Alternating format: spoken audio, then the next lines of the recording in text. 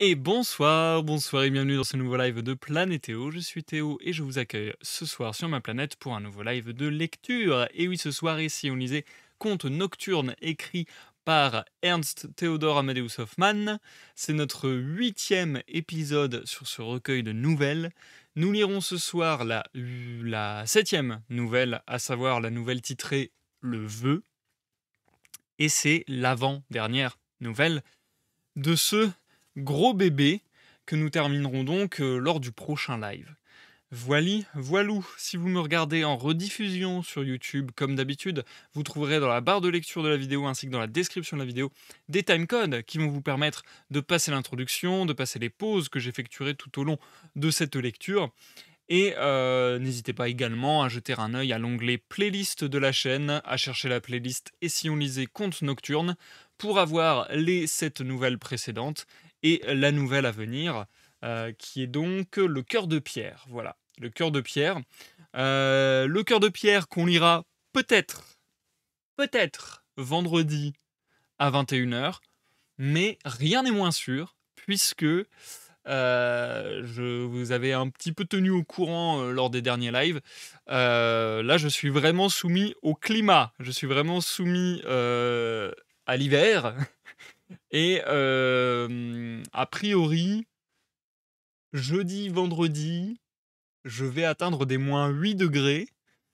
Comment vous dire que moins 8 degrés, pour des tas de raisons différentes, dont le fait que je n'aurai plus d'eau chez moi parce que l'eau va geler dans les tuyaux, dont le fait que globalement chez moi il va faire très frisqué, que globalement le froid quand même, quand ça dure comme ça 2 semaines, déjà quand ça dure 2 jours, mais quand ça dure 2 semaines, ça fatigue énormément.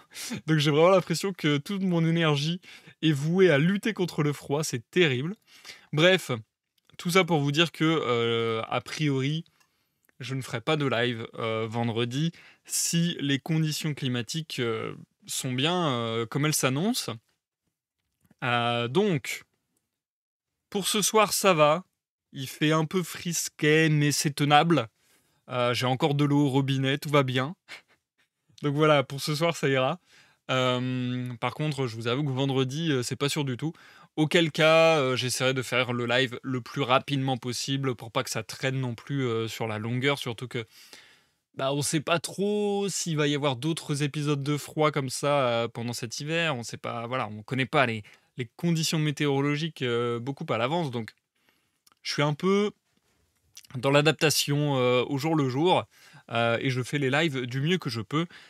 Si vous voulez être tenu au courant, de la venue sur les lives, pour être notifié, je pense que le plus efficace, c'est Discord. Sinon, n'hésitez pas, sur Facebook, sur Twitter, je mets également les annonces de live. Voilou. Qu'est-ce que je suis en train de faire, moi, ces temps-ci, en dehors des lives? Ça va peut-être vous intéresser. Je suis en train de me faire une longue liste, très longue. Ça me prend vraiment du temps. Ça fait 2 jours que je passe quasiment toute ma journée à faire ça. Une longue liste, que je dois, en fait, c'est plutôt, voilà, c'est plutôt j'ai déjà une longue liste que je suis en train d'éplucher petit à petit pour savoir si ça serait faisable en live, savoir si c'était, en fait, il y a plusieurs choses que je vais regarder. Savoir si c'est dans le domaine public comme d'habitude, savoir s'il y a pas des thèmes qui vont être peut-être un petit peu tendus de faire passer sur Twitch ou YouTube. Hem, Savoir, aussi si je fais pas trop de doublons, parce que l'air de rien, j'ai lu beaucoup d'œuvres en live avec vous et là, je sais qu'on va retourner sur du Lovecraft bientôt, ça sera déjà la 4e fois. Vous m'avez demandé de retourner sur du Arthur Conan Doyle avec Sherlock Holmes, ça fera la 3e fois. Hem, donc ça me dérange pas forcément de faire du doublon dans une certaine mesure, dans la mesure où ça va être mixé avec d'autres choses. J'aime bien la variété, j'aime bien la nouveauté, j'aime bien découvrir. Donc voilà, j'essaie vraiment de prendre beaucoup de paramètres en question quand je décortique cette liste d'œuvres que je me suis fait. Hem Et du coup, je suis en train d'un peu analyser, d'un petit peu, passer au tamis, par, plusieurs, biais, par plusieurs, caractéristiques, cette liste d'œuvres que j'ai de côté et petit à petit, on arrive sur la shortlist, qui va être celle que je vais essayer de me fournir. Je vais aller bientôt, passer une tête, en librairie. Si je trouve pas en librairie, je passerai une tête, sur des sites, de livres d'occasion. J'ai jamais fait ça, mais on m'en a conseillé et je pense que ça peut vraiment valoir le coup. Si je ne trouve toujours pas ici, j'irai peut-être sur Amazon ou je sais pas trop comment je vais faire. Si vraiment c'est introuvable de partout parce que, pour vous dire, j'arrive sur certaines œuvres à ne pas trouver enfin, comment dire? À trouver des œuvres qui pourraient m'intéresser et cetera et qui passent toutes les «caractéristiques que je donne» entre guillemets, mais qui sont tellement rares qu'en fait, bah, on n'en trouve pas d'exemplaires publiés actuellement ou quoi que ce soit. Donc du coup, on se retrouve avec des bouquins à 35 € parce que c'est une vieille édition, tout ça, enfin bref. J'aimerais bien éviter ça. Voilà, je suis un peu en train de faire un parcours du combattant, je vous avoue, c'est pas facile là en ce moment, de trouver des œuvres et plus les années passent et plus c'est difficile. But j'en ai quelques-unes qui m'enchantent assez et que je suis assez pressé de découvrir en votre compagnie. J'essaie encore une fois de faire de la variété, de faire, de la littérature, de partout dans le monde, de plusieurs époques, de plusieurs époques tout simplement. Et puis si possible de plusieurs genres, de plusieurs formats. Voilà, j'essaie vraiment d'ouvrir en grand les échantillons possibles. Mais c'est vrai qu'encore une fois, la shortlist s'avère être relativement short. Vraiment, après avoir écumé Heu, pas mal de curseurs quoi, je me retrouve à ne plus avoir grand chose de côté. Mais bon, on va s'en sortir, on va s'en sortir. De toute manière, on va pas tomber à court puisque j'ai déjà des choses pour faire la transition. Ici, j'ai une petite pile de bouquins qui attendent d'être lus en live. Ils me donnent pas tous envie, maintenant. C'est-à-dire que j'ai aussi des œuvres où je me dis: «Ah ouais, un jour j'aimerais bien le lire», mais j'en ai pas forcément envie là tout de suite. Donc là, je vous avoue que dans cette pile de bouquins, j'ai pas forcément envie de les lire, maintenant, mais si jamais il y avait besoin, ça serait possible et j'ai quand même un bouquin qu'on va enchaîner et que j'ai envie de découvrir, là tout de suite, c'est, Le Banquet de Platon. Donc voilà, une petite lecture philosophique, sachant que j'ai aussi je l'avais complètement zappé parce qu'il était pas au bon endroit dans mon appart, il était pas au bon endroit, par rapport à ce que je pensais. Enfin, en fait, il est pas au bon endroit par rapport à là où je stocke mes autres livres. Donc du coup, je l'ai pas pris en considération. Mais c'est vrai que j'ai aussi un Jules Verne qui attend. Donc voilà, je pense qu'on a de quoi faire la transition jusqu'à ce que je me fournisse, cette fameuse shortlist. Et je pense pas qu'il y aura forcément d'arrêt dans les lives de lecture, ou bien des arrêts minimes, comme vous avez déjà l'habitude. Souvent, je fais une pause entre 2 lectures ou quoi que qu'est-ce, ou quoi que ce soit. Donc voilà, ce genre de choses, c'est possible, mais sinon, je pense que ça devrait le faire. J'hésite aussi à reprendre plusieurs lectures simultanées parce que je vois qu'il y a des œuvres que j'aimerais vous lire qui font plusieurs centaines de pages et qui, je sais, prendraient, plusieurs mois à être lues. Ça me gêne toujours d'engager des lectures aussi longues sur ma chaîne parce que bon, ça fait un peu, mourir ma chaîne quelque part. Je l'ai déjà dit souvent, mais quand j'entame une nouvelle œuvre, à l'épisode 1, il y a toujours beaucoup plus de vues parce que les gens embarquent, les gens tentent leur chance et voilà, les gens se disent: «Bon, bah, on va voir ce que ça donne». Hem, Après, il y a les gens qui décrochent de l'œuvre et du coup, plus les épisodes passent, plus les vues se cassent la gueule et même si j'aimerais, n'en avoir absolument rien à faire des vues, je me dis quand même que c'est un petit peu dommage, donc voilà. Surtout que même moi à titre personnel, je me suis rendu compte depuis 1 ou 2 ans que les grosses lectures, ça a tendance à me lasser un petit peu. C'est pour ça aussi que j'ai du mal à passer sur, l'Odyssée et sur Don Quichotte tome 2, bien que j'ai déjà fait l'Iliade et Don Quichotte tome 1 en live. Parce que c'est vrai que les longues lectures, j'ai de plus en plus de mal à m'y mettre. Ça me je sais pas, ça me j'allais dire ça me révulse, mais le mot est fort. Voilà, ça me gêne un peu de commencer des longues lectures, je sais pas. J'ai du mal, j'ai du mal. Bref, voilà à peu près ce que je pouvais vous dire sur les lives de lecture. Et puis, comme je le disais lors du dernier live de gaming, puisqu'on a terminé le jeu auquel j'étais en train de m'adonner, je pense que je ferai peut-être des petits lives une fois de temps en temps sur des jeux encore. Je sais pas si je vais enchaîner tout de suite avec un autre, let's play, on va dire. Hem, je pense que je vais faire encore des lives pour l'organisation de ma bibliothèque. Ça, je pense que je vais le faire bientôt aussi. Et en vrai, de toute manière, je pense qu'il est possible que je fasse tout un tas de lives. Je dis pas que je vais le faire, mais je dis que c'est possible et que vraiment j'ai envie de chill, de pas me prendre la tête et de juste, «Tiens, j'ai envie de faire quelque chose, je le fais». Donc voilà, dites-vous que c'est possible que cela arrive. Bien, sur ce, je vous invite à vous installer, à prendre place, à vaquer à vos occupations en toute quiétude tandis que vous m'écoutez. Santé à tous les amis.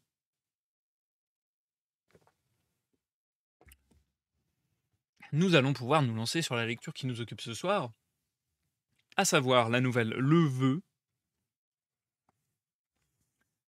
Est-ce qu'on va repartir sur quelque chose d'un peu plus ésotérique, j'ai envie de dire, un peu plus obscur, un peu plus sorcelleresque, ça se dit pas du tout, ou est-ce qu'on va un petit peu se départir de cette dimension qui pointe assez fréquemment dans l'œuvre d'Hoffmann? Je suis très curieux de voir parce que c'est vrai que quand même, il y a un ton général à toutes les œuvres de ce recueil, à toutes les nouvelles de ce recueil, mais globalement, mmh, je trouve que c'est pas évident de cerner le style d'Hoffmann. Je le repère quand même un petit peu, mais je sais pas. Je me dis que vraiment, c'est possible qu'on soit face à tout type d'histoire là. Je me dis qu'il y a pas trop de barrières et que ça pourrait partir à peu près dans n'importe quel sens. Donc très curieux de découvrir. Hop, on change de setup et comme je le disais du coup, là on va faire, un épisode, qui va nous donner la nouvelle intégrale. La seule nouvelle du recueil, que j'ai fait en 2 épisodes, c'était le Majora. Toutes les autres, je les ai fait en un épisode, donc ne vous inquiétez pas. Si vous regardez la série un petit peu assidûment, vous n'avez loupé aucun épisode. Il n'y a qu'un épisode sur le vœu. Voili voilou. Allez, je me mets en route. Je sens que je suis en train déjà de perdre pas mal d'énergie. C'est trop bizarre. Déjà, rien que dans cette intro, je sens que je suis pas au meilleur de ma forme parce que le froid, quand même, vient me chercher. Et je sens que c'est déjà un petit peu difficile pour moi. Donc, lançons-nous sans plus attendre dans la lecture et essayons d'en faire la meilleure, comment dire, la lecture de la meilleure qualité avant que décidément mon énergie ait été complètement drainée par le froid qui mord mes muscles et mon cerveau. Bref, à tout à l'heure pour la première pause dans quelques minutes. Bonne écoute à tous.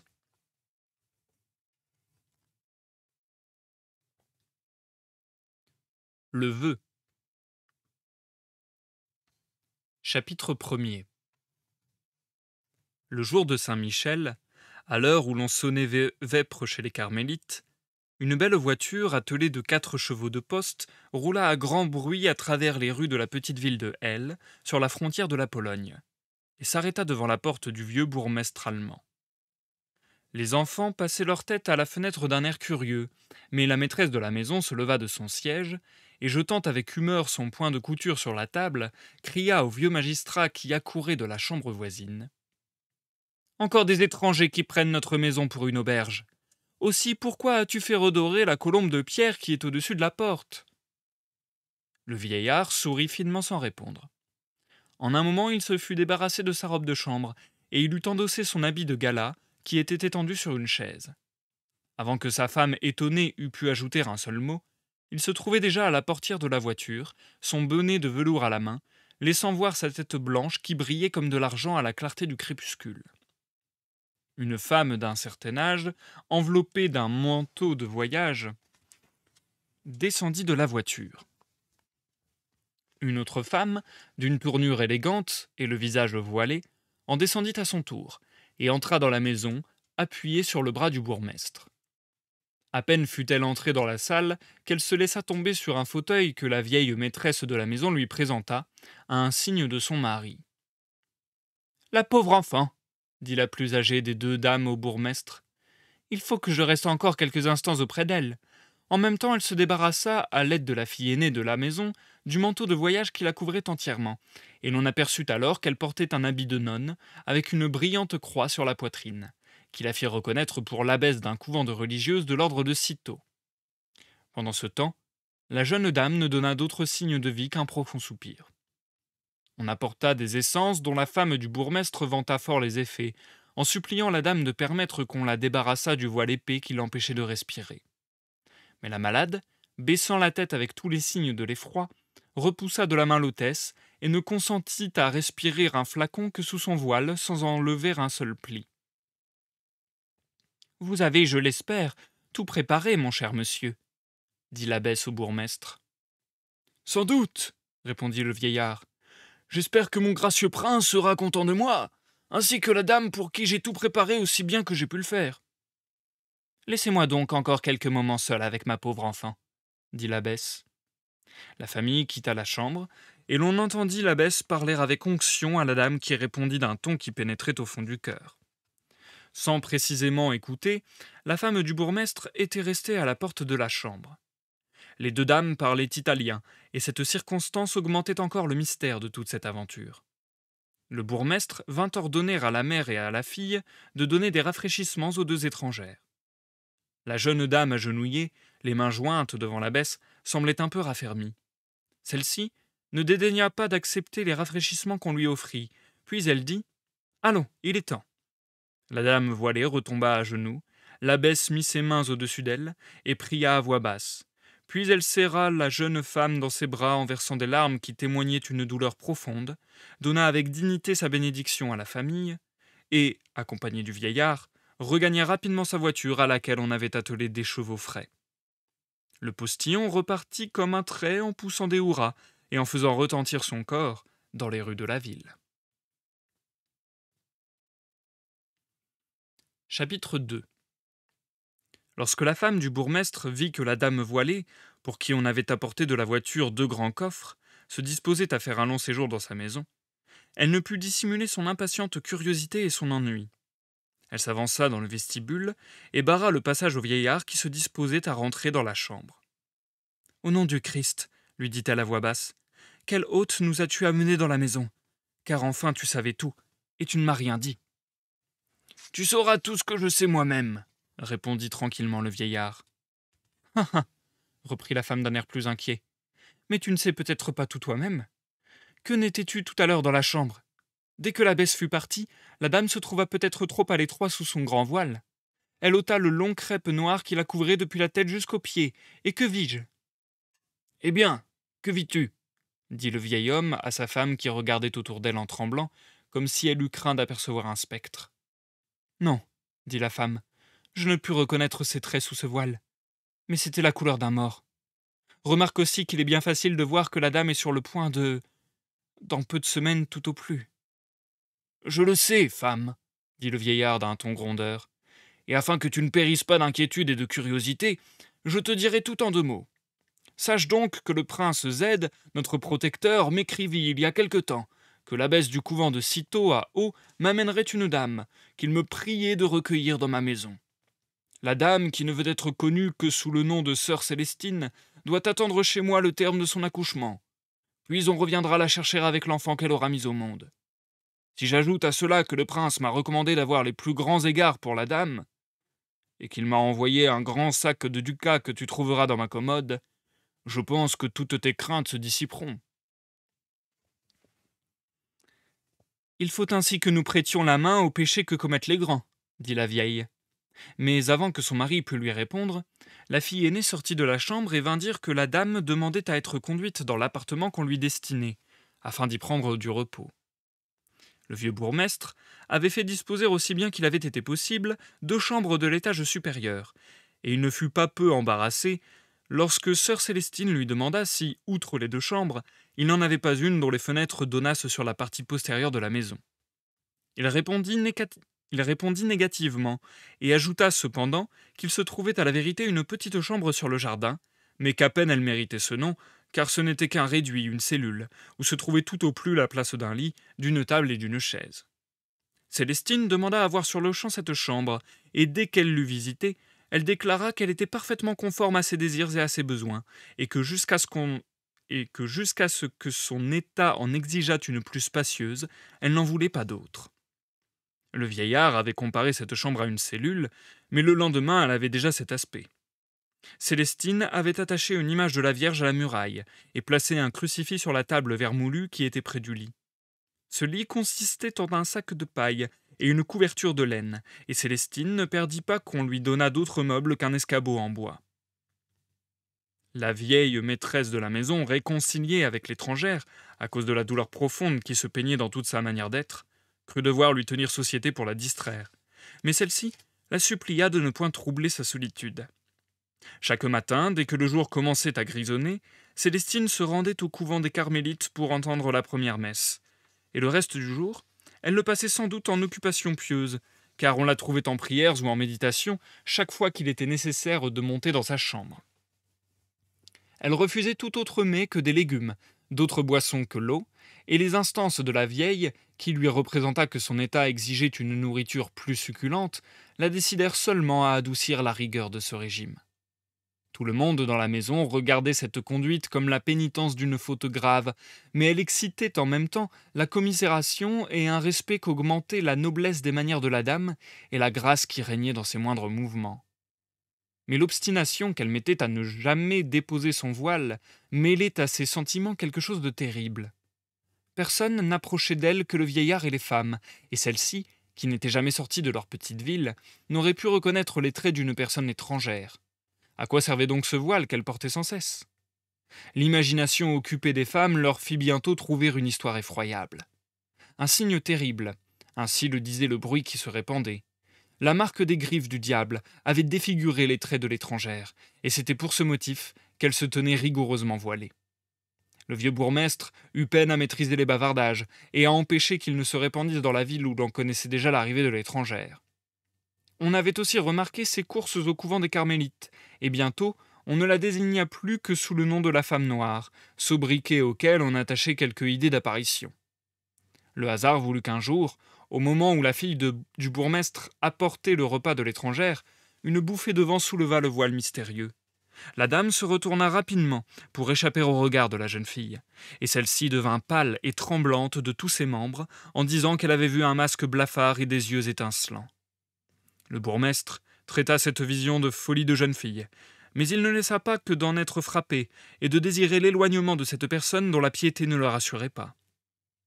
Bientôt après, il réveilla sa femme dans la nuit et lui dit qu'il entendait déjà depuis quelque temps des gémissements et des coups redoublés qui venaient de la chambre de Célestine. La femme se leva et courut auprès d'elle. Elle trouva la dame habillée et couverte de son voile, à demi évanouie sur son lit, et se convainquit bientôt que son accouchement était proche. Bientôt, en effet, naquit un bel et charmant garçon. Cet événement rapprocha l'étrangère de ses hôtes. L'état de Célestine ne lui permit pas de se livrer à ses occupations ascétiques, et les soins dont elle avait sans cesse besoin l'accoutumèrent peu à peu à voir les personnes de la famille. La femme du bourgmestre oubliait aussi, au milieu des occupations que lui donnait la maladie, toutes les pensées fâcheuses qu'elle avait conçues contre elle. Le vieillard semblait rajeuni, et jouait avec l'enfant comme s'il eût été son petit-fils. Et tous s'étaient tellement accoutumés à voir Célestine voilée qu'ils n'y songeaient plus. Elle avait fait jurer à la sage-femme qui l'avait assistée de ne pas lever ce voile quelque chose qui arriva, excepté en cas de mort. Il était bien certain que la femme du bourgmestre avait vu les traits de Célestine, mais elle ne disait rien, et s'écriait seulement quelquefois « La pauvre jeune dame, il faut bien qu'elle se voile !» Quelques jours après, le moine carmélite qui avait baptisé l'enfant reparut. On l'entendit parler avec chaleur et prier. Lorsqu'il fut parti, on trouva Célestine assise dans son fauteuil, l'enfant sur ses genoux. Il avait un scapulaire sur ses petites épaules et un agnus dei sur la poitrine. Des semaines, des mois s'écoulèrent sans qu'on vînt chercher Célestine et son enfant, comme le prince l'avait annoncé au bourgmestre. Elle eut entièrement vécu comme une personne de la famille, sans le voile fatal qui empêchait toujours les dernières effusions de l'amitié. Le bourgmestre prit un jour sur lui d'en parler à la jeune dame, mais lorsque celle-ci lui répondit d'une voix sourde que ce voile ne tomberait qu'à sa mort, il garda le silence et désira de nouveau que l'abbesse revînt avec son carrosse. Le printemps était arrivé, et la famille du bourgmestre revenait de la promenade avec des bouquets dont les plus beaux étaient destinés à la pieuse Célestine. Au moment où il se disposait à rentrer dans la maison, un cavalier accourut à toute bride et demanda le bourgmestre. Le vieillard répondit que c'était lui-même et qu'il se trouvait devant sa demeure.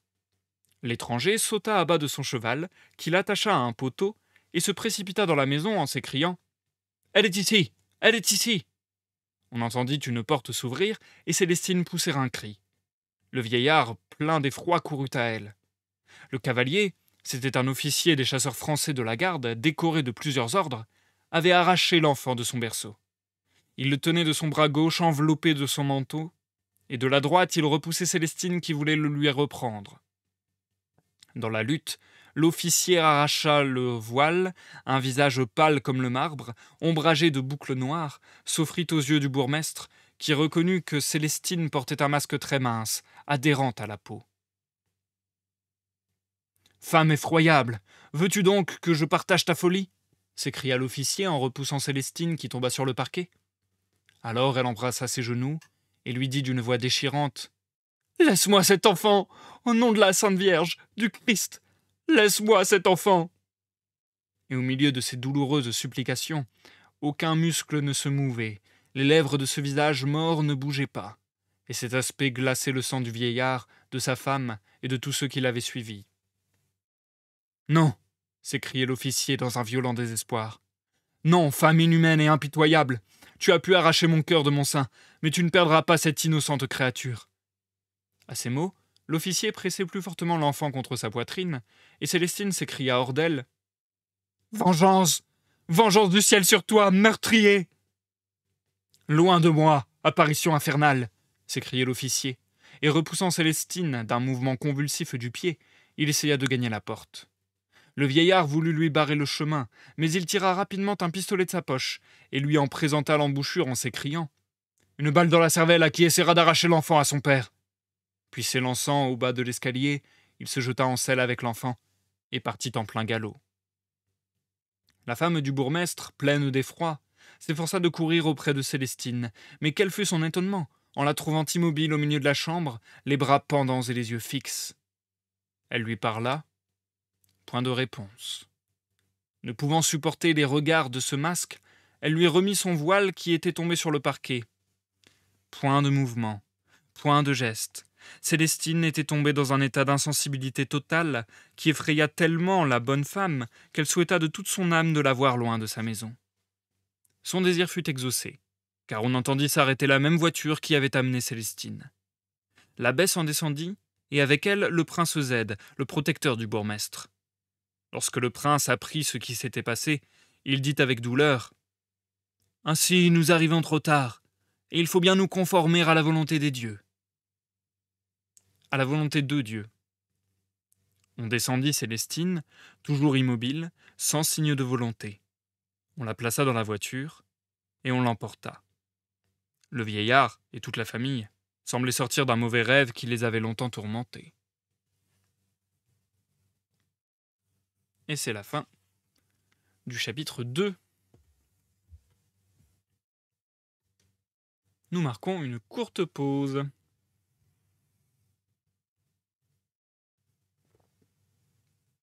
Bonsoir Chamast, bienvenue sur le live, j'espère que tu vas bien.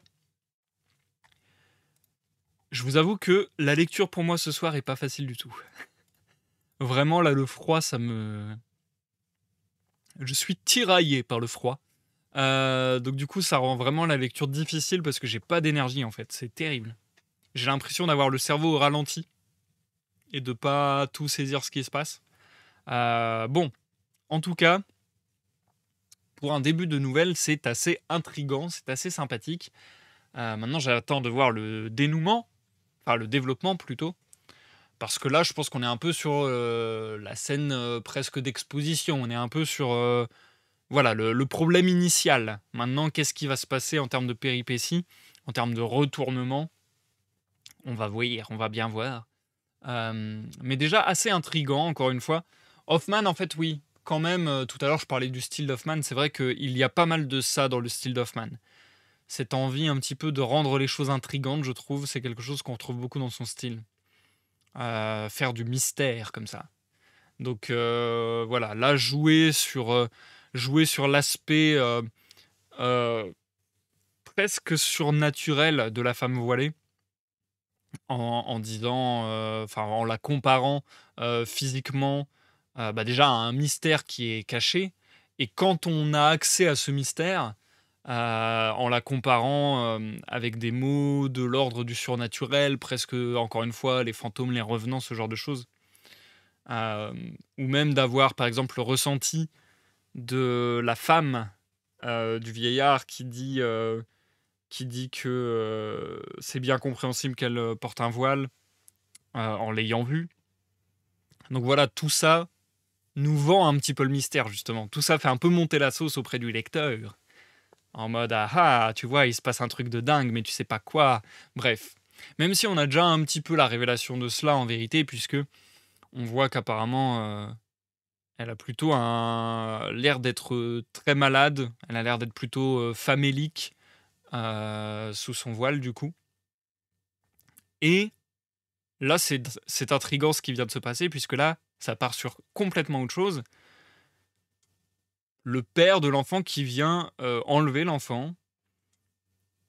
Où est-ce que ça va partir? On a senti dans le dialogue qu'il y avait des grandes tensions. Bon, déjà, pour faire ça, il faut avoir des tensions. Mais qu'il y avait des grandes tensions entre le père et la mère. Maintenant, je pense que ça va un petit peu explorer ça, la suite de l'œuvre. D'où viennent ces tensions, comment ça se fait qu'il ait pu se passer cet événement. Et je pense que, comme dans pas mal de nouvelles d'Hoffman, encore une fois, il va y avoir un peu ce processus de nous présenter presque peut-être la finalité de l'histoire, ou en tout cas aller déjà assez loin dans le développement de l'histoire, et après, a posteriori, nous dire ah, mais en fait, il y a tel élément dont vous n'étiez pas au courant qui explique cette histoire. Je pense qu'il y aura un peu comme ça un truc, ouais, a posteriori. Ah bah, récupère bien, bon courage à toi, Chamast. Ouais, franchement, en ce moment, ouais, l'hiver est dur là. L'hiver est dur depuis une grosse semaine, particulièrement, c'est compliqué.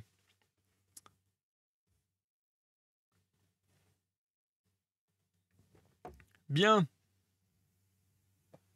c'est marrant parce que en introduction, je vous disais que j'avais de plus en plus de mal à me mettre à des longues lectures et à ne pas m'en lasser. Là, sur Hoffman, on arrive à la page 342. En tout et pour tout, il y en aura. Où est-ce que ça s'arrête avant les notes? Il y en aura 396, donc voilà, 400 pages en tout que j'aurai lu avec vous. Et là, je commence à avoir ma dose, entre guillemets. C'est-à-dire que même ce début de nouvelle, que je trouve plutôt bien foutu, plutôt intriguant, plutôt voilà, qui m'emmène dans l'histoire, c'est vrai que j'ai été content de faire la découverte d'Hoffman, mais là, je commence un peu à me lasser. Je crois que les lectures longues, c'est plus pour moi. Je sais pas pourquoi, en ce moment, ouais. En ce moment, particulièrement, je remarque que je suis plus trop dans le mood. Alors peut-être que ça me reviendra un jour, mais c'est vrai que maintenant, quand je vois un bouquin qui fait plus de 400 pages, grosso modo, je suis un peu déjà pris d'un sentiment de, euh, de oh là là, de désespoir, de oh là là, ça va être si long à lire. Mais ouais, je pense que je me suis aussi abîmé là-dessus. En vrai, en fait, c'est ça. C'est que je me suis abîmé là-dessus en faisant des lectures bah, un peu difficiles et un peu mastoc. Soit des œuvres très très longues, soit des œuvres longues et un peu spéciales. Par exemple, je vous avais déjà dit, en ce moment, je suis en train de lire un livre de jeu de rôle, Vampire la Mascarade V5. Et ben, franchement, là, j'arrive à 420 pages et 420 pages d'un bouquin grand comme ça, c'est pas 420 pages d'un roman. 420 pages avec, des tonnes et des tonnes de pages qui décrivent des systèmes de jeu, donc c'est-à-dire que c'est pas de la littérature, quoi. C'est-à-dire que c'est des textes un peu «techniques» entre guillemets, avec, pas mal de mathématiques aussi et cetera, sur les lancers de dés, tout ça. Je vous avoue que là, je suis en train de me dégoûter, je crois aussi, des lectures longues, en partie avec ça. Parce que là, je me dis: «Mais c'est tellement long, de lire un livre de jeu de rôle, ça n'a aucun sens». Donc bon, voilà, il y a ça aussi qui fait que donc je pense que si pendant quelque temps je m'éloigne un peu des lectures longues, que je repars sur des lectures courtes, il n'est pas exclu que d'ici, quelques mois, je retrouve un appétit pour des lectures un peu plus conséquentes. Ça dépend de la lecture, il y a des livres courts qui paraissent très longs et des romans épais si passionnants qu'on ne les voit pas passer. Bah oui, c'est ça, il y a ça aussi, évidemment. Évidemment, c'est clair. Par exemple, L'homme qui rit de Victor Hugo, c'est la plus longue lecture que j'ai fait avec vous en live. Et pour moi, c'était un délice. C'était un délice. Donc oui, c'est sûr, c'est sûr. Bien, bien, bien, bien. Je pense être bon. Je pense me relancer parce que la nouvelle n'étant pas très, très, très longue, je vais pas non plus faire des pauses, d'une durée infinie. Hop, changement de setup. On est reparti pour une petite dizaine de pages et on se terminera, tout à l'heure sur une partie de lecture un tout petit peu plus longue. C'est la meilleure découpe que j'ai trouvée. Et je te souhaite une bonne écoute, Chamast. Bonne écoute à tous dans l'ombre du chat et à ceux qui me regardent en rediffusion sur YouTube. À dans quelques petites minutes pour la dernière pause du soir. Brrr, je tremble de froid.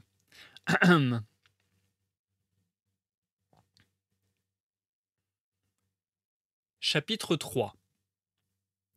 Bientôt après ce qui s'était passé dans la maison du bourgmestre de L, on enterra en grande solennité une religieuse dans le couvent de Cîteaux, et le bruit courut que cette sœur était la comtesse Hermenegilde de C, qu'on croyait en Italie avec la princesse de Z, sa tante.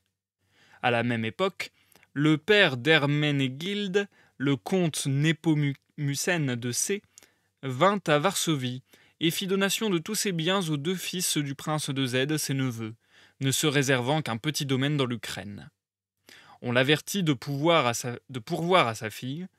Il leva les yeux au ciel et dit d'une voix sourde : « Elle est pourvue. » Il ne fit aucune disposition pour confirmer la mort d'Herménegild dans le couvent de Haut, et pour dissiper les bruits mystérieux qui la représentaient comme une victime prématurément descendue au tombeau. Quelques patriotes, courbés mais non pas brisés sous la chute humiliante de la Pologne, songèrent à faire entrer le comte dans un complot qui avait pour but la délivrance du sol. Ils ne trouvèrent plus en lui l'homme ardent et épris de la liberté tel qu'il était jadis, mais un vieillard impuissant, consumé par la douleur, devenu étranger à toutes les affaires du monde, et qui ne songeait plus qu'à s'ensevelir dans la solitude. Autrefois, à l'époque où l'insurrection se propagea après le premier partage de la Pologne, le domaine héréditaire du comte de C avait été le lieu secret de réunion des patriotes. Là, les esprits s'enflammaient dans des repas animés où l'on jurait de délivrer la patrie.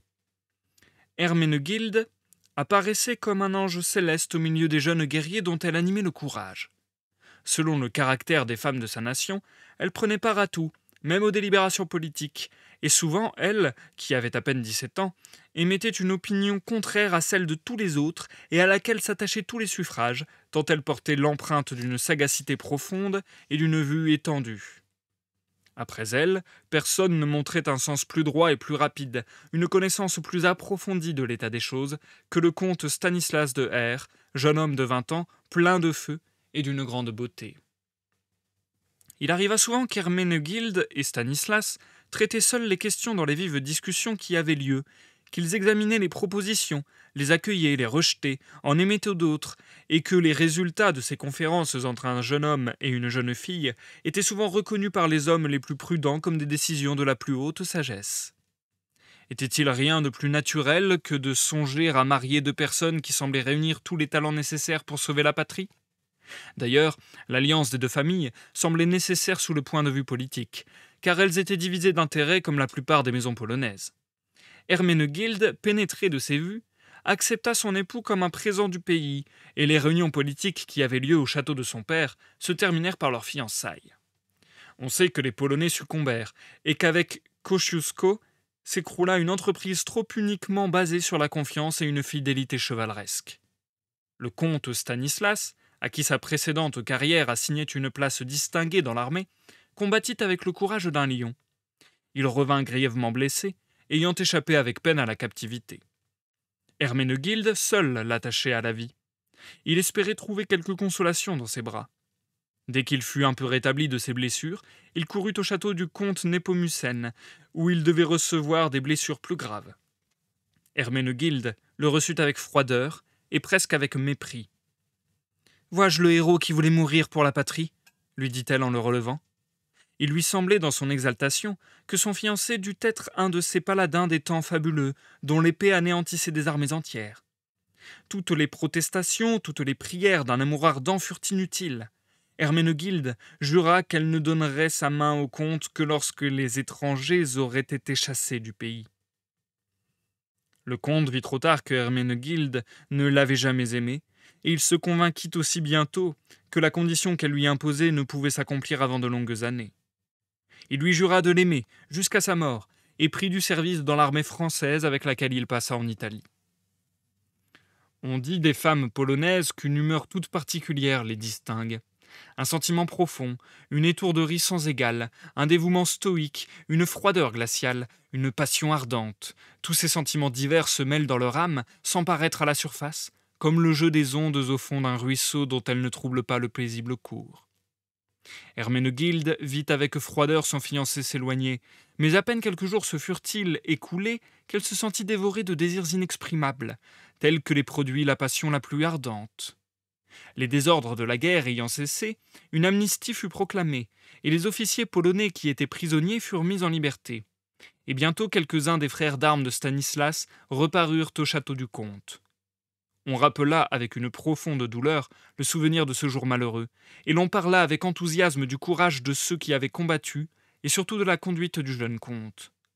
Il avait ramené sur le champ de bataille les bataillons qui pliaient, et il avait réussi à enfoncer avec sa cavalerie la ligne ennemie.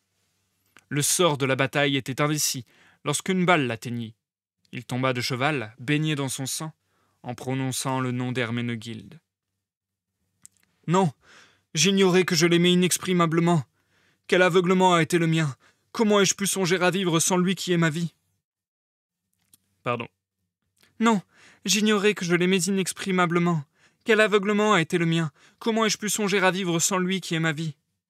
Je l'ai envoyé à la mort. Il ne reviendra pas. » Ainsi gémissait Herménegilde en donnant cours aux pensées qui oppressaient son âme. Sans sommeil, inquiète, tourmentée, elle parcourait le parc pendant la nuit, et comme si le vent eût pu porter ses paroles à son ami éloigné, elle s'écriait dans les airs. « Stanislas, Stanislas, reviens. C'est moi, c'est Herménegilde qui t'appelle. Ne m'entends-tu pas? Reviens, ou je mourrai de désespoir. » L'état d'exaltation d'Herménegilde touchait à la folie, et elle commit 1000 extravagances. Le comte Nepomucène, rempli de soucis et d'inquiétudes pour sa chère enfant, crut que les soins de l'art lui étaient nécessaires, et il trouva un médecin qui consentit à passer quelque temps au château pour traiter la jeune comtesse. Quelque judicieuse que fût sa méthode, quelques bons effets qu'elle amena, il resta douteux qu'Herménegilde pût retrouver tout l'usage de sa raison. Elle éprouvait les paroxysmes les plus extraordinaires, et une circonstance singulière vint changer sa position. Herménegilde, dans ses accès, avait jeté au feu une petite poupée qu'elle avait habillée en hulant, et à laquelle elle avait donné le nom de Stanislas, parce qu'elle avait refusé de chanter la chanson polonaise « Podros twoja na mnie mila, milsa przyjazn wykreublia », etc. Excusez-moi pour la prononciation, je ne parle pas polonais. Au moment où elle revenait de faire cette exécution, elle entendit dans le vestibule des pas retentissants et aperçut un officier vêtu de l'uniforme des chasseurs français de la garde, le bras en écharpe. Aussitôt, elle s'élança vers lui en s'écriant « Stanislas, mon Stanislas !» et tomba évanouie dans ses bras. L'officier, pétrifié de surprise, d'étonnement, eut peine à soutenir Herménegilde avec le seul bras qu'il eut libre.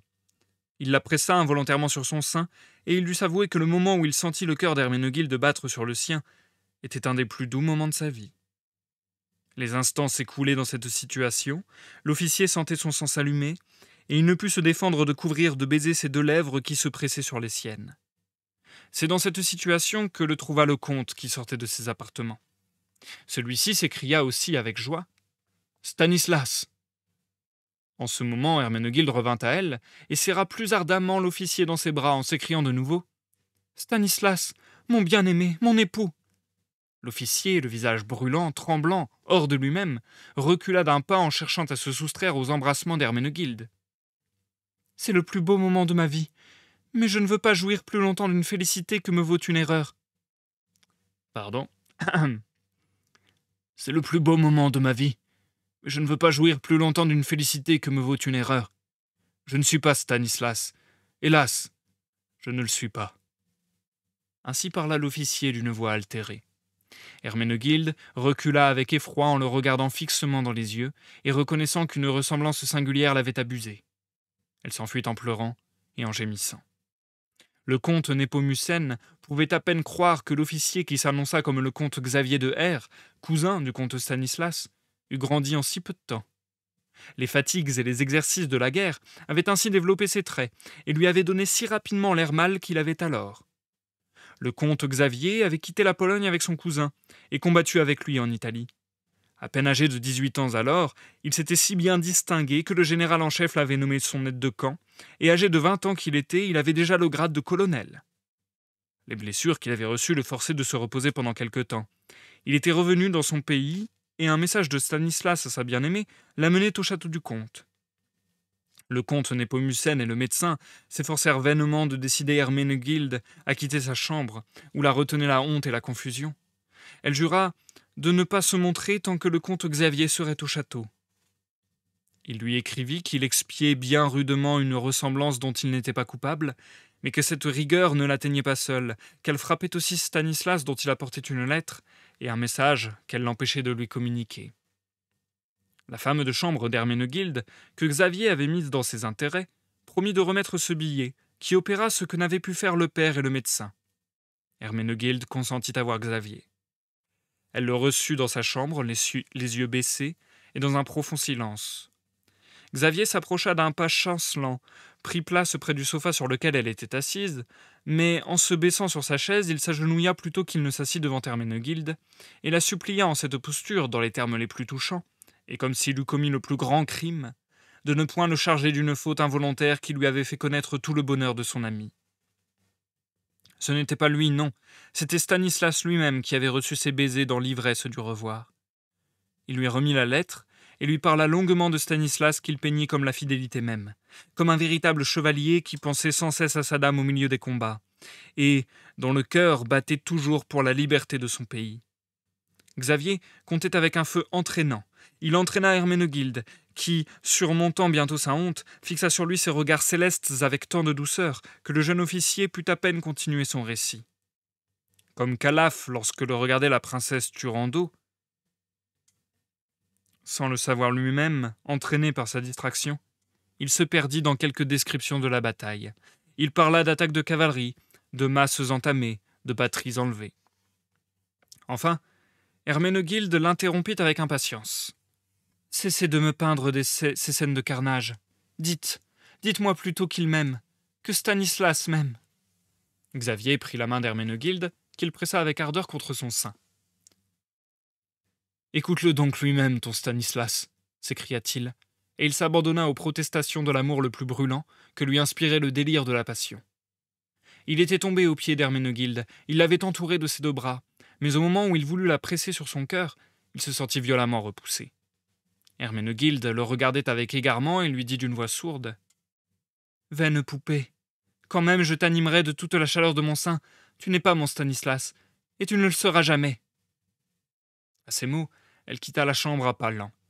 Xavier vit trop tard quelle inconséquence il avait commise.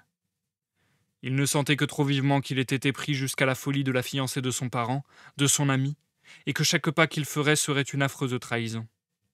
Partir rapidement sans revoir Herménegilde, ce fut l'héroïque résolution qu'il exécuta à l'heure même jusqu'à faire atteler sa voiture. Le comte Népomucène fut fort étonné lorsque Xavier vint prendre congé de lui. Il fit tous ses efforts pour le retenir, mais celui-ci allégua des affaires qui le forçaient de s'éloigner, et se défendit de rester avec une sorte de chaleur nerveuse qui venait au secours de sa fermeté. Le sabre au côté, le bonnet de campagne en tête, il était au milieu du salon. Son domestique au dehors tenait son manteau. Au pied de l'escalier, les chevaux frappaient du pied avec impatience. Tout à coup, la porte s'ouvrit. Herménegilde entra, s'avança vers le comte avec une grâce indicible, et lui dit en souriant « Vous voulez partir, cher Xavier? Et moi qui espérais vous entendre conter encore tant de choses de mon Stanislas. Savez-vous bien que vos récits me consolent merveilleusement ?» Xavier baissa les yeux en rougissant extrêmement. On prit place. Le comte Népomucène assura que depuis plusieurs mois, il n'avait pas vu Herménegilde dans une disposition aussi sereine. Sur un signe qu'il fit, on servit le souper dans le salon, car l'heure était venue de prendre ce repas. Le plus noble vin de Hongrie brillait dans le cristal, et Herménegilde porta un verre à ses lèvres en l'honneur de son bien-aimé, de la patrie et de la liberté. Cette nuit, je partirai, se disait Xavier. Et en effet, lorsque le repas toucha à la fin, il demanda à son domestique si sa voiture attendait. Celui-ci lui répondit qu'il l'avait dételée et conduite sous la remise par ordre du comte Népomucène, que les chevaux étaient dans l'écurie, et que Wojciech, le cocher, dormait à leurs pieds, sur la litière. Xavier accepta cet ordre de choses. L'opposition inopinée d'Herménegilde l'avait convaincu qu'il était à la fois doux et convenable de rester, et de cette conviction il en vint à cet autre qu'il ne s'agissait que de se vaincre, c'est-à-dire de se défendre des explosions de tendresse qui excitaient l'esprit d'Herménegilde et pouvaient lui nuire. Le lendemain, en revoyant Herménegilde, Xavier réussit enfin à réprimer tout mouvement qui pût agiter son sang. Restant dans les limites étroites des convenances, et même d'un cérémonial glacé, il ne donna à sa conversation que le cachet de ses galanteries, dont la douleur couvre un venin dangereux. Xavier, jeune homme de 20 ans, inexpérimenté en amour, déploya toute la tactique d'un maître consommé. Il ne parla que de Stanislas, que de son amour pour sa fiancée. Mais dans le feu qu'il alluma, il sut adroitement faire briller sa propre image, si bien qu'Herménegilde, malicieusement égarée, ne savait plus comment séparer ces deux figures, celle de Stanislas absent et celle de Xavier, qui se trouvait là. La société du jeune comte devint bientôt un besoin pour Herménegilde, et bientôt on les vit sans cesse ensemble causant intimement.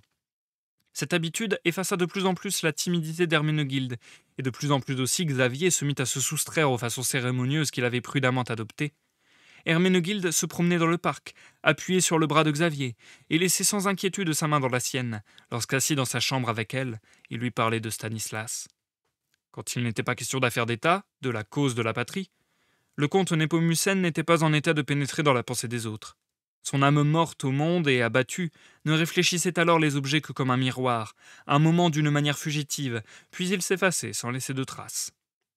Sans soupçonner les sentiments d'Herménegilde, il trouva bon qu'elle eût changé contre cet adolescent vivant la poupée que, dans son égarement, elle avait prise pour représenter son époux, et il crut voir avec beaucoup de plaisir que Xavier, qu'il aimait autant pour gendre que Stanislas, prendrait la place de celui-ci. En effet, Xavier concevait de vives espérances. Un matin, on vint dire qu'Herménegilde s'était enfermée dans son appartement avec sa femme de chambre, et qu'elle ne voulait voir personne. Le comte Népomucène pensait que c'était un nouveau paroxysme de la maladie qui cesserait bientôt, et il pria Xavier de se servir de l'influence qu'il avait acquise sur elle pour la guérir. Mais quel fut son étonnement lorsque Xavier se refusa non seulement à voir Herménegilde, mais se montra entièrement changé. Au lieu de se montrer hardi et assuré selon sa coutume, sa voix était tremblante, comme s'il eût aperçu son spectre, sa parole faible et incohérente. Il dit qu'il fallait qu'il retournât à Varsovie sans revoir Herménegilde, que, dans ces derniers jours, elle lui avait causé un effroi sans égal, qu'il renonçait à tout espoir d'amour, que la fidélité d'Herménegilde lui avait rappelé celle qu'il devait lui-même à son ami, enfin, qu'il n'avait de ressources que dans la fuite. Le comte pensa que la folie d'Herménegilde avait gagné Xavier. Il chercha à le calmer, mais ce fut en vain. Xavier résista d'autant plus violemment que le comte le priait plus vivement de voir sa fille, et il termina la discussion en se jetant dans sa voiture comme poussé par une force irrésistible. Les chevaux partirent rapidement et l'entraînèrent.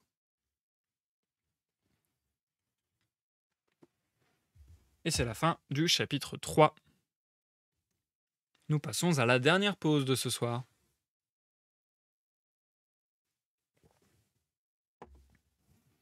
Ah, c'est horrible. Je sens que je commence à choper la crève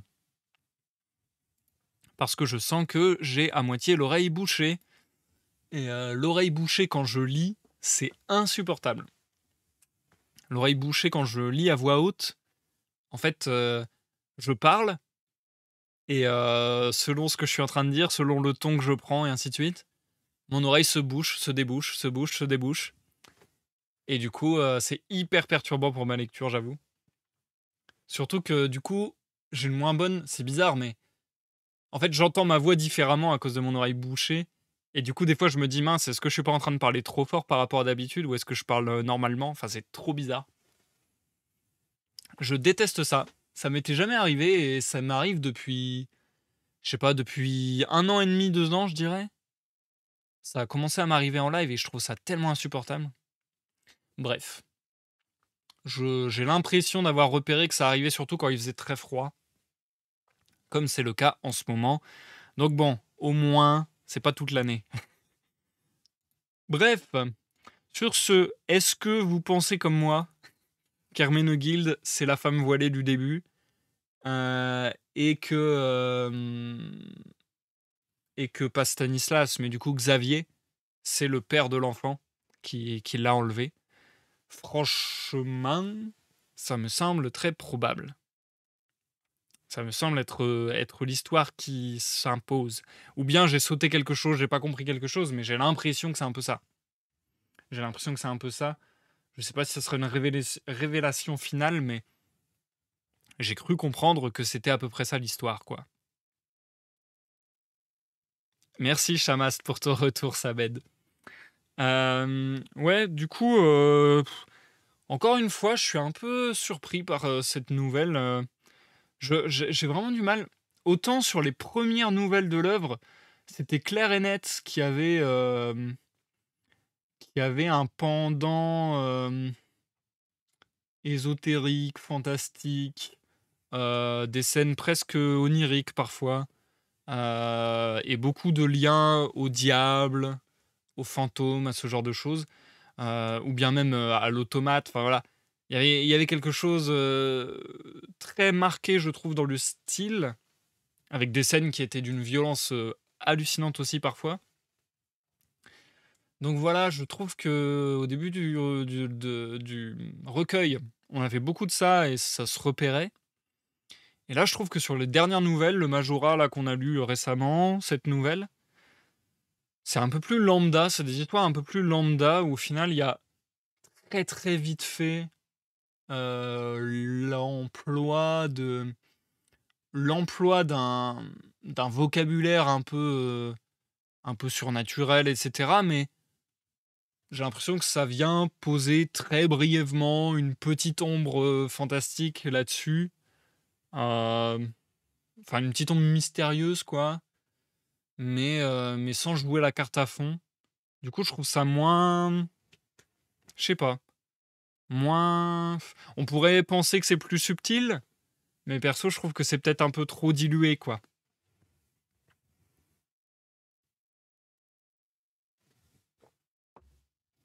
Je trouve que l'histoire est un petit peu fade. Voilà. Il se passe des choses, mais il n'y a pas stylistiquement ou scénaristiquement, il n'y a pas un événement, il n'y a pas une forme très marquante, très qui vient nous prendre au dépourvu, à revers ou quoi que ce soit. Je sais pas. Je me dis, ouais, c'est bien écrit, mais sans plus, quoi. Surtout sur les dernières nouvelles, j'ai un peu cette impression-là. Enfin bon, je vous propose encore une fois, comme je le disais, étant donné que, euh, étant donné que la nouvelle est courte, je vous propose de, hop, réembarquer très rapidement sur la suite et fin. Cette fois-ci, il y aura un petit peu plus de pages que les deux fois d'avant. Voilà, il y a 13 pages, c'est ça. Je vais vous lire 13 pages et ça nous amènera à la fin de cette nouvelle et à la fin de ce live. Ouh, j'essaie de me mettre les idées en place, de pas trop m'endormir. Il y a peut-être ça qui joue aussi, hein, on va pas se mentir là, vraiment le froid, c'est en train de m'endormir, un truc de fou. Ça me vide de mon énergie, je pense que aussitôt que j'ai terminé le live, je fonce courir me mettre sous les couvertures et ne plus bouger de la nuit, quoi. Bref, je te souhaite une dernière fois une bonne écoute, Chamast. Bonne écoute à tous dans le monde du chat et à ceux qui me regardent en rediffusion sur YouTube. À tout à l'heure pour l'outro.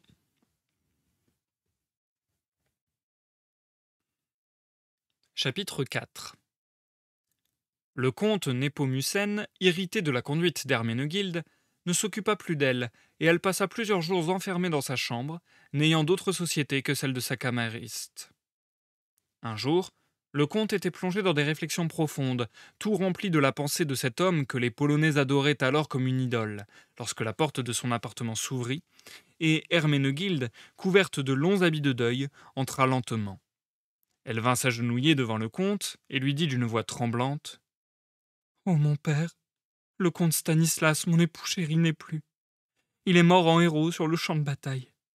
Sa veuve plaintive est à genoux devant toi. » Le comte fut d'autant plus disposé à regarder cette scène comme un nouvel accès de la maladie mentale d'Herménegilde qu'il avait reçu la veille des nouvelles touchant le comte Stanislas. Il releva Herménegilde et lui dit : « Calme-toi, ma chère fille. Stanislas est bien portant. Il ne tardera pas à revenir dans tes bras. » À ces mots, Herménegilde poussa un profond soupir et tomba accablée de douleur auprès de son père. Mais quelques moments après, elle se remit et dit avec calme : « Mon père, laisse-moi te raconter comme tout s'est passé, car il faut que tu saches, afin que tu me reconnaisses pour la veuve du comte Stanislas. Sache qu'il y a 6 jours, je me trouvais un soir dans le pavillon qui est à l'extrémité du parc.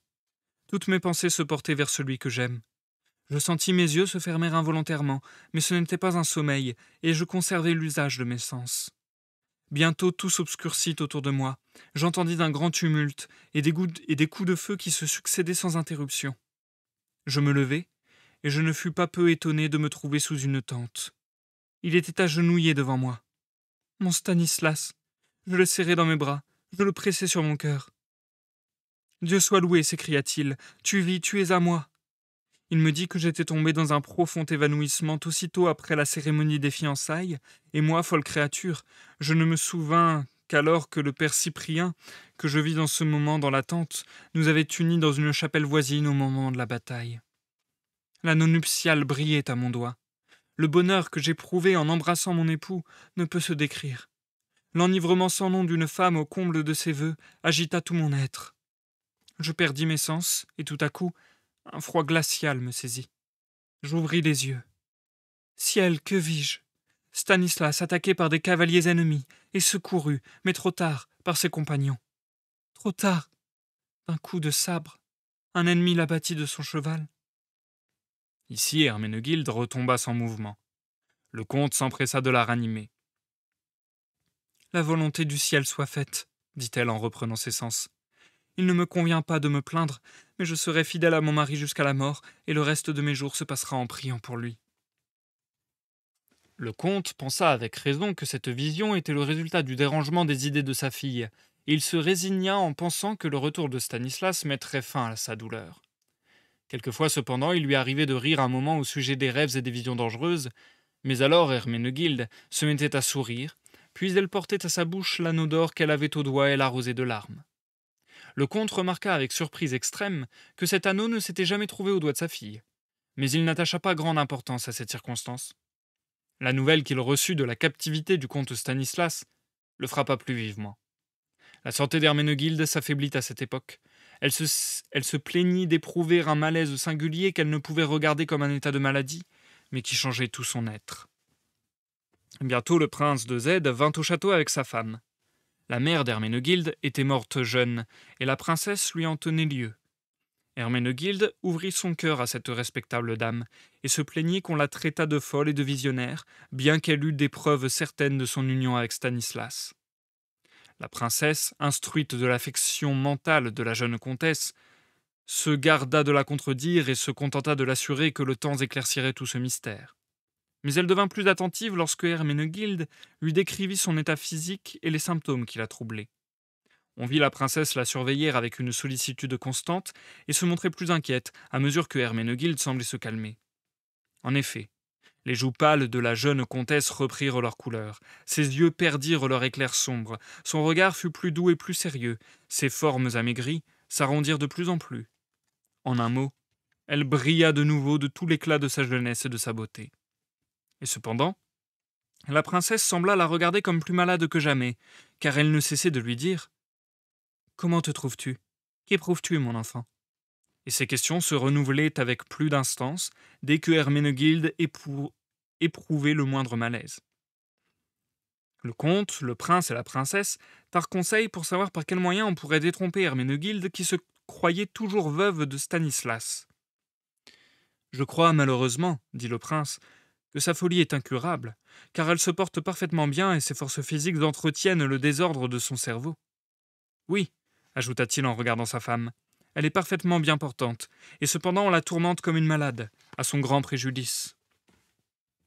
La princesse, qui se sentit frappée par ces mots, regarda fixement le comte Népomucène et s'écria « Non, Herménegilde n'est pas malade, mais il était impossible qu'elle se fût oubliée. Je serais convaincu qu'elle est... » La princesse hésita. « Parlez, parlez !» s'écrièrent à la fois le comte et le prince. « Enceinte !» reprit la princesse, et elle quitta la chambre. Chapitre 5. Le prince et le comte Népomucène se regardèrent frappés d'étonnement. Le prince retrouva le premier la parole et dit que sa femme était aussi quelquefois visitée par les plus singulières visions. Mais le comte répondit gravement que la princesse avait eu parfaitement raison de ranger une action semblable de la part d'Herménegilde dans la ligne des choses impossibles. Mais, ajouta-t-il, n'est-il pas singulier qu'une semblable idée me soit venue hier en regardant ma fille? Jugez donc combien les paroles de la princesse ont dû me causer d'inquiétude et de peine. Il faut alors, répondit le prince, que le médecin ou la sage-femme en décide, et que le jugement précipité de la princesse soit anéanti ou que notre honte à tous soit constatée. Plusieurs jours se passèrent en résolutions prises et abandonnées. La princesse rejeta l'intervention d'un médecin peut-être indiscret, et elle prétendit qu'il ne serait que trop prochainement nécessaire d'avoir recours à lui. « Et comment » s'écria le comte hors de lui. « Oui, continua la princesse en élevant la voix, Herménegilde est la fille la plus trompeuse et la plus perfide qui fut jamais, où elle a été étrangement abusée car elle est enceinte. » Le comte Népomucène fut longtemps sans pouvoir répondre. Enfin, il supplia la princesse de savoir à tout prix d'Herménegilde quel était le malheureux qui avait couvert sa maison d'un opprobre éternel. « Herménegilde ne soupçonne pas encore que je connais son état, dit la princesse. Je me promets tout du moment où je lui dirai ce qu'il en est. Le masque dont sa fourbe se couvre tombera à l'improviste, et son innocence éclatera d'une manière merveilleuse, bien que je ne puisse imaginer quelle justification elle pourra nous donner. » Ce soir-là même, la princesse se trouva seule avec Herménegilde, dont l'état de grossesse devenait de plus en plus visible. Elle prit les deux bras de la pauvre enfant, la regarda fixement et lui dit d'une voix brève « Ma chère fille, tu es mère. » À ces paroles, Herménegilde leva les yeux vers le ciel avec ivresse et s'écria avec attendrissement « Oui, je le suis. Oh, je le suis. Il y a longtemps que j'ai senti que mon époux chéri n'était pas tombé tout entier sous le fer ennemi. Oui, le moment du plus grand bonheur que j'ai éprouvé sur terre s'est prolongé pour moi. Je le retrouverai, mon Stanislas, dans le gage précieux qu'il m'a laissé de notre douce alliance. » La princesse sentit toutes ses idées se troubler. Elle crut qu'elle allait elle-même perdre l'esprit. Le ton de vérité qui régnait dans les paroles d'Herménegilde, son ravissement, l'enthousiasme divin qui régnait dans ses pensées, tout éloignait l'idée d'une fourberie, et la folie la plus complète pouvait seule expliquer sa conduite. Saisie de cette dernière idée, la princesse repoussa Herménegilde en s'écriant « Malheureuse, un rêve l'a mise dans cet état qui nous couvre tous d'opprobre et de honte. Crois-tu m'échapper par des contes absurdes? Réfléchis, rassemble tes souvenirs. Ton aveu repentant et sincère peut seul te réconcilier avec nous. » Baignée de larmes, déchirée de douleur, Herménegilde tomba aux pieds de la princesse en gémissant. « Ma mère, toi aussi tu me traites de visionnaire. Toi aussi tu ne veux pas croire que l'Église m'a unie à mon Stanislas, que je suis sa femme. Mais vois donc cet anneau à mon doigt. Que dis-je, toi? Toi, tu connais mon état. N'est-ce pas assez pour te convaincre que je n'ai pas rêvé? La princesse connut à son grand étonnement que l'idée d'une faute ne venait pas même à la pensée d'Herménegilde, et qu'elle n'avait pas du tout compris les reproches qu'elle lui avait faits à ce sujet. Herménegilde, pressant avec ardeur les mains de la princesse contre son cœur, ne cessait de la supplier de croire à son époux, maintenant que son état n'était plus douteux, et la pauvre femme, toute stupéfaite, jetée hors d'elle-même, ne savait plus que dire à cette jeune fille et de quelle façon s'y prendre pour découvrir le mystère qui régnait sur elle. Ce ne fut que quelques jours plus tard qu'elle déclara au prince son mari et au comte Népomucène qu'il était impossible d'apprendre autre chose d'Herménegilde que ce qu'on avait déjà pressenti. Les deux seigneurs, pleins de colère, traitèrent cette naïveté de fourberie, et le comte jura qu'il emploierait des mesures rigoureuses pour lui arracher l'aveu de sa faute. La princesse s'opposa, de toutes ses forces, à un acte de cruauté qui, dit-elle, serait inutile, car elle était convaincue de la sincérité de sa fille d'adoption. « Il est encore dans le monde, ajouta-t-elle, maint secret que nous sommes hors d'état de comprendre. Que serait-ce si l'union des pensées avait une influence physique, et si une relation intellectuelle entre Stanislas et Herménegilde avait produit cet inexplicable état ?» En dépit de toute la colère, de toute la gravité de ce fatal moment, le prince et le comte ne purent se défendre de rire hautement à ces paroles de la princesse, qu'ils déclarèrent la pensée la plus sublime et la plus éthérée qu'eût jamais produite un cerveau humain. La princesse rougit extrêmement en disant que la grossièreté de sens des hommes les empêchait de comprendre de semblables choses, mais quant à son pauvre enfant, elle avait dessein d'entreprendre avec elle un voyage qui la soustrairait à la honte de sa situation. Le comte approuva cette résolution. Car comme Herménegilde ne faisait aucun mystère de son état, il importait de la dérober au regard des gens de la maison. Cette convention arrêtée, chacun se sentit plus calme. Le comte Népomucène se trouva fort rassuré en voyant la possibilité de sceller ce fatal secret, et le prince jugea fort sensément qu'il fallait attendre du temps l'explication de tout ce mystère. On était sur le point de se séparer après cette conférence, lorsque l'arrivée subite du comte Xavier de R vint causer de nouveaux embarras. Il entra échauffé par une course forcée, couvert de poussière, avec toute la précipitation d'un homme hors de lui, et s'écria sans saluer, sans regarder personne. « Le comte Stanislas est mort. Il n'a pas été fait prisonnier. Non, il a été tué par l'ennemi. En voici la preuve. » À ces mots, il mit dans la main du comte Népomucène plusieurs lettres qu'il tira de sa poche. La princesse les parcourut, mais à peine eut-elle lu quelques lignes qu'elle leva les yeux au ciel en s'écriant « Herménegilde, pauvre enfant, quel impénétrable mystère !» Elle avait vu que le jour de la mort du comte était le même que celui de sa prétendue rencontre avec Herménegilde. « Il est mort, » reprit Xavier avec feu. « Herménegilde est libre de me donner sa main, à moi qui l'aime plus que ma vie. Je la demande en mariage. » Le comte Népomucène n'eut pas la force de répondre. Le prince prit la parole et déclara que certaines circonstances empêchaient absolument d'avoir égard à sa demande, qu'il ne pouvait même voir Herménegilde en ce moment, et que sa famille se voyait obligée de le prier de s'éloigner d'elle pour quelque temps. Xavier répondit qu'il connaissait parfaitement le dérangement d'esprit qu'éprouvait Herménegilde, ce dont il était question sans doute, mais que c'était là d'autant moins un obstacle qu'il pensait que son mariage avec elle amènerait infailliblement sa guérison. La princesse répliqua que sa pupille resterait fidèle jusqu'à la mort à la mémoire de Stanislas, et que d'ailleurs elle ne se trouvait plus au château. Xavier ne fit que rire de cette réponse, et dit que le consentement du comte lui suffirait, et qu'on lui laissât le soin du reste. Ces paroles irritèrent fort le comte Népomucène, qui déclara à Xavier qu'il ne lui accorderait jamais sa fille, et qu'il pria en même temps de quitter le château. Xavier le regarda en silence, ouvrit la porte du salon, et cria que Wawchiek apporta ses bagages et conduisit ses chevaux à l'écurie.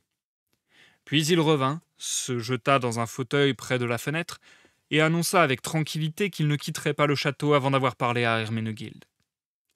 Le comte lui répondit avec le même sang-froid qu'il y ferait alors un long séjour, mais que pour lui, il prendrait alors le parti de se retirer dans un autre de ses domaines.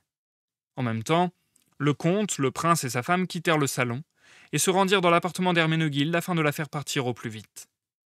Le hasard voulut que cette nuit-là même, contre son habitude, elle fût allée se promener dans le parc. Xavier l'aperçut par la fenêtre, dans une allée éloignée, et descendit précipitamment.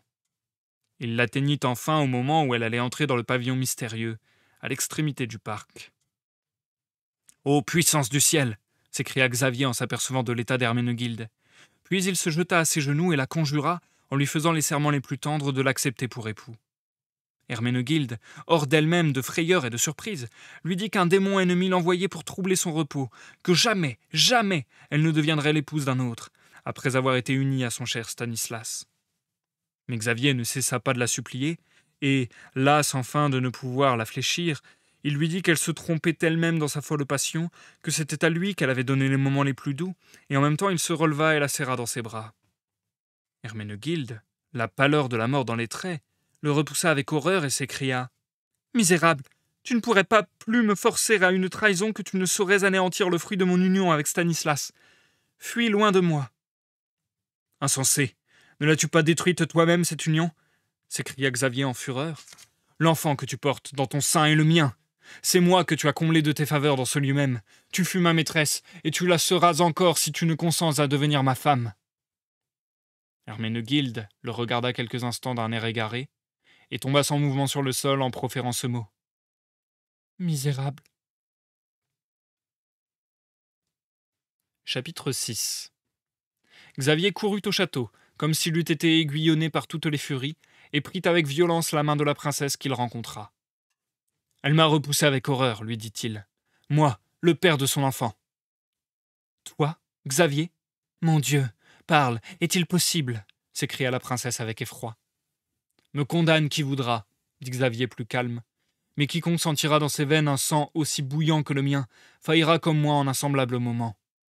Je trouvai Herménegilde dans le pavillon. Elle était plongée dans un singulier état, que je ne saurais décrire, étendue sur le canapé, rêvant et comme endormie. À peine fus-je entré qu'elle se leva, vint à moi, me prit par la main et me fit lentement traverser le pavillon. Puis elle s'agenouilla, je l'imitai. Elle se mit à prier, et je remarquai bientôt qu'elle croyait voir un prêtre devant nous. Elle tira un anneau de son doigt, qu'elle présenta au prêtre. Je le pris et je lui substituai un anneau d'or que je portais. Alors elle se jeta dans mes bras avec tous les témoignages de l'amour le plus ardent. Lorsque je m'enfuis, elle était plongée dans un profond sommeil qui ressemblait à un évanouissement. « Homme affreux, misérable criminel !» s'écria la princesse hors d'elle-même. Le comte Népomucène et le prince, qui venaient d'entrer, entendirent en peu de mots les aveux de Xavier. Combien l'âme délicate de la princesse fut blessée lorsqu'elle vit son mari et le comte trouver l'action de Xavier réparable par un mariage avec Herménegilde. « Non, dit-elle, jamais Herménegilde ne donnera sa main à l'homme qui a empoisonné par un crime le plus beau moment de sa vie. »« Elle le fera, dit le comte Xavier d'un ton froid et orgueilleux. Elle me donnera sa main pour sauver son honneur. Je reste ici et tout s'arrangera. » En ce moment, il s'éleva un sourd murmure. On apportait Herménegilde que le jardinier avait trouvée sans vie dans le pavillon. On la déposa sur un sofa. Avant que la princesse pût l'empêcher, Xavier prit sa main. Tout à coup, elle se dressa en poussant un cri horrible qui semblait ne pas venir d'une voix humaine. Non, c'était celui d'une bête fauve.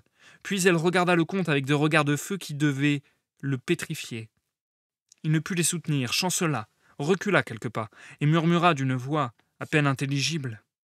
« Des chevaux !» Sur un signe de la princesse, on le conduisit dans le vestibule. « Du vin !» s'écria-t-il. Il en but quelques verres, s'élança avec vigueur sur l'étrier et partit à bride abattue. L'état d'Herménegilde, qui semblait tourner en une folie furieuse, changea toutes les dispositions du comte Népomucène et du prince, qui virent toute l'horreur de l'attentat de Xavier.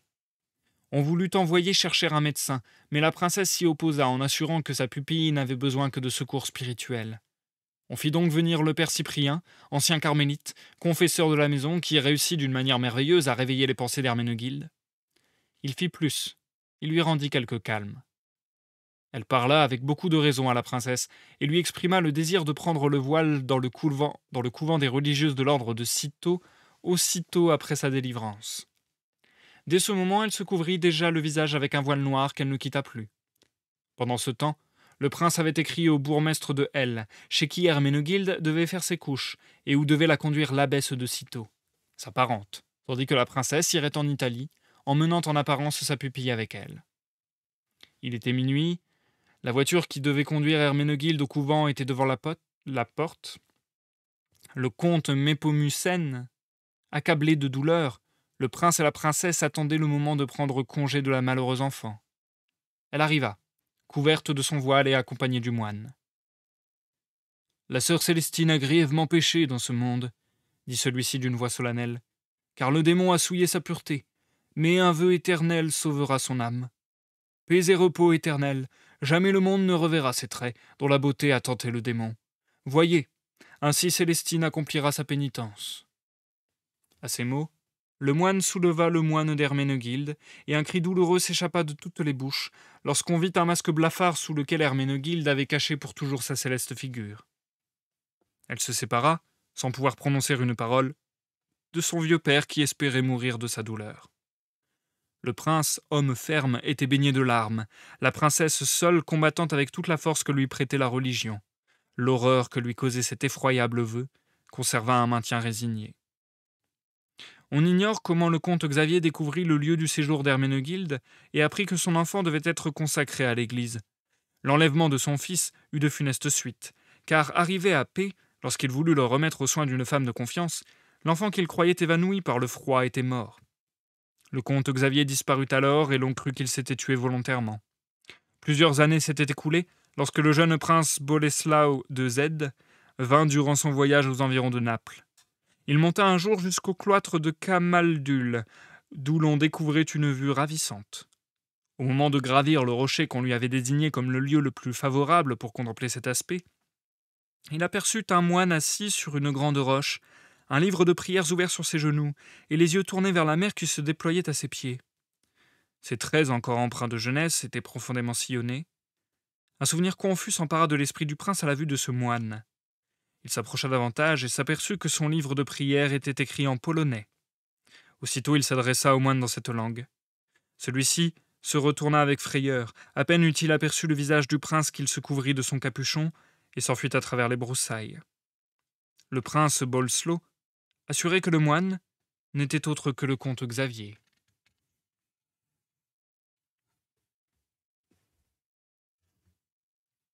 Et c'est la fin de la nouvelle Le Vœu. Ce sera donc également la fin du live de ce soir. Nous passons à l'outro.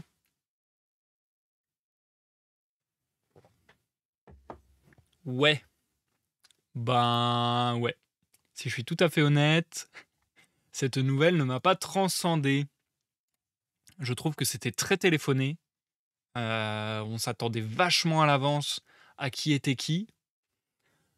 La surchute, la surrévélation, entre guillemets, de en fait Xavier est devenu moine alors qu'on pensait qu'il était mort.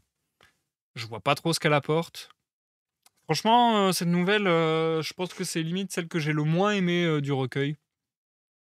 J'y vois pas grand intérêt en fait. J'y vois pas grand intérêt, surtout que la fin est catastrophique parce que si je comprends bien, on est sur une affaire hyper glauque, quoi. On est vraiment sur Xavier qui profite de Herménegilde. Donc déjà, c'est gravissime. Et en plus, c'est Herménegilde qui paye pour tout ça, entre guillemets, quoi. Donc c'est d'autant plus horrible. Et encore en plus de ça, le mec qui vient enlever son fils pour le laisser mourir de froid dans ses bras. Donc il n'y a rien qui va. Il n'y a rien qui va. Cette fin est catastrophique, dramatique et terrible.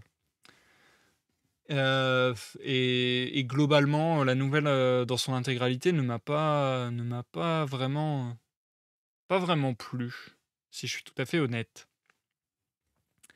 Bon, je suis un peu mitigé, quand même. Les contes nocturnes, franchement, j'ai du mal à dire si j'aime beaucoup, si j'aime un peu. J'aurais du mal.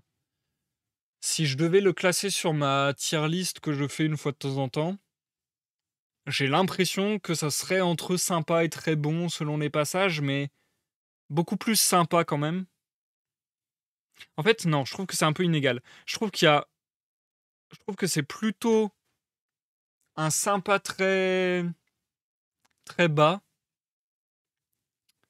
proche du neutre, parce que moi c'est comme ça sur ma tier list. Donc sympa, proche du neutre, avec quelques très très brefs passages qui iraient dans le très bon, et quelques autres passages qui iraient plutôt dans des catégories inférieures à neutre, quoi. Donc ouais, en tout et pour tout, je suis assez mitigé, je pense. Même si encore une fois, je suis très heureux de l'avoir découvert, mais bon. Hâte qu'on passe à autre chose maintenant. Et ça sera bientôt le cas, puisqu'il ne nous reste plus qu'une nouvelle, le cœur de pierre, que je vous lirai lors du prochain live de lecture, qui n'aura certainement pas lieu vendredi à 21h, mais si les températures s'améliorent, ou plutôt si la météo s'est trompée, alors pourquoi pas, peut-être qu'on se retrouvera dès vendredi 21h pour la suite et fin des contes nocturnes. Si il fait bien -8 pour les 2-3 jours à venir, vendredi, il n'y aura pas de live de lecture, je vous préviens. Auquel cas, je ferai le live le plus rapidement possible. Peut-être même un samedi, dimanche, lundi après-midi, comme j'ai pu le faire pour la nouvelle précédente. Parce que vu que je ne sais pas quelles vont être les conditions météorologiques des temps à venir, je préfère profiter de la moindre occasion que j'ai de faire un live pour faire un live. Et vu que là, les contes nocturnes, ça fait très longtemps qu'on est dessus, j'aimerais bien terminer ça et partir sur du neuf. À savoir le banquet de Platon, notre prochaine lecture. Bien, si vous m'avez suivi sur YouTube, n'hésitez pas à laisser un like ou un dislike à cette vidéo selon votre appréciation de la lecture, du live en lui-même, tout ça, tout ça. C'est le Nord, exactement. C'est le Nord. Ouais, il caille bien sa mère là. N'hésitez pas à laisser un commentaire, n'hésitez pas à vous abonner, n'hésitez pas à tout ça, vous savez très bien. Vous savez très bien, vous connaissez les bails. Et puis sur ce, je vous souhaite bon courage pour affronter la vague de froid. Et à très bientôt, le plus vite possible. Je vous dis quoi sur Discord, Twitter, Facebook, de toute manière. À très bientôt pour la fin des contes nocturnes, pour peut-être un petit live de gaming comme ça, à l'arrache, ou bien un nouveau jeu dont j'entamerai le gameplay, enfin le let's play complet, mais je sais pas encore lequel, si c'était le cas. Et puis, comme je le dis depuis des semaines et des mois maintenant, il faut que je continue à trier ma bibliothèque. Donc ça, pareil, dès que j'en ai l'occasion, on fera... Je crois qu'on en était à la lettre... je crois qu'on en était à la lettre G.